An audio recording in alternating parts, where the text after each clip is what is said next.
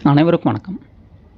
இந்த பதிவில் சம்யமம் பற்றி பதஞ்சலி முனிவர் கூறியதை பற்றி பார்க்கலாம். தாரணை, தியானம், சமாதி இம்மூன்றும் ஒன்று சேர்ந்தால் சம்யமம் என்ற நிலை கைகூடுகிறது.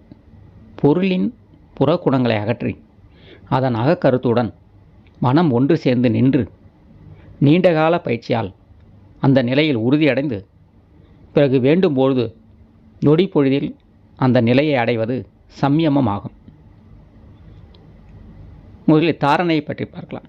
தாரணை என்பதற்கு உற்று நோக்குதல் அல்லது கவனித்தல் என்று பொருள்.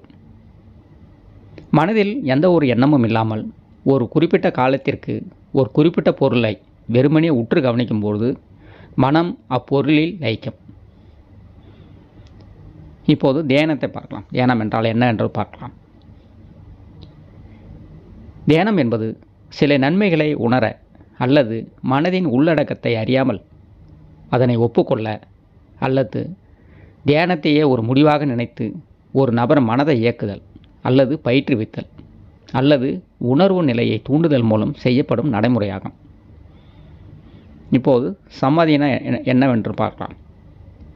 சமாதி சமம் கூட்டல் ஆதி, அதாவது ஆதியும் அந்தமுமாய் சொல்லப்படுகிற இறைநிலைக்கு சமமான ஒன்றுமற்ற அல்லது வெறுமையான மனநிலையில் இருப்பதே சமாதி எனப்படும். ஒரு மனிதனுடைய உடலில் சம்யமம் செய்தல் அவனதை மனதை பற்றி புரிந்து கொள்ள முடியும்.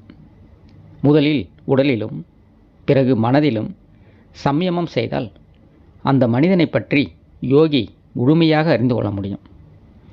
யோகி யானையின் மீது சம்யமம் செய்தால் அவனுக்கு யானையின் பலம் கிடைக்கிறது. மகா ஜோதியின் மீது சம்யமம் செய்தால் நெடுந்தூரத்தில் நடப்பவை கண்ணுக்கு தெரியும். மலைகளுக்கு அடியில் ஒளித்து வைக்கப்பட்டுள்ள பொருளும் கூட கண்ணுக்கு தெரியும். சூரியன் மீது சம்யமம் செய்தால் உலகத்தை பற்றிய ஞானம் வருகிறது. சந்திரனை சம்யமம் செய்தால் நட்சத்திர கூட்டங்கள் தெரிய வருகிறது. துருவ நட்சத்திரத்தை சம்யமம் செய்தால் நட்சத்திரங்களின் சஞ்சாரத்தை பற்றிய ஞானம் வருகிறது. நாபியில் உள்ள, அதாவது தொப்பில் உள்ள மணிப்புரக சக்கரத்தில் சம்யமம் செய்தால் உடலை பற்றிய ஞானம் வருகிறது. பசிக்கும் போது உணவு கிடைக்காமல் போனால் தொண்டைக்குழியில் சம்யமம் செய்தால் பசிதாகம் அற்று போய்விடுகிறது. கூர்ம நாடியில் சம்யமம் செய்தால் உடல் உறுதி அடைகிறது. சகசிரார சக்கரமாகிய உச்சந்தலை ஜோதியின் மீது சம்யமம் செய்தால் சித்தர்களின் தரிசனம் கிடைக்கிறது. இருதயத்தில் சம்யமம் செய்தால் மனது அறியப்படுகிறது.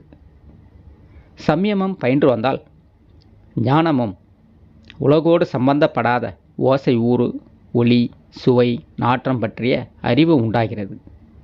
காதையும் ஆகாயத்தையும் இணைத்து சம்யமம் செய்தால் தெய்வீக ஓசைகளை கேட்க முடியும். உடம்பையும் ஆகாயத்தையும் இணைத்து சம்யமம் செய்தால் உடம்பு பஞ்சு போல் ஆகி வானத்தில் சஞ்சரிக்க முடிகிறது. பஞ்சபூதங்கள் அனைத்தும் சூட்சும நிலையில் இருக்கின்றன.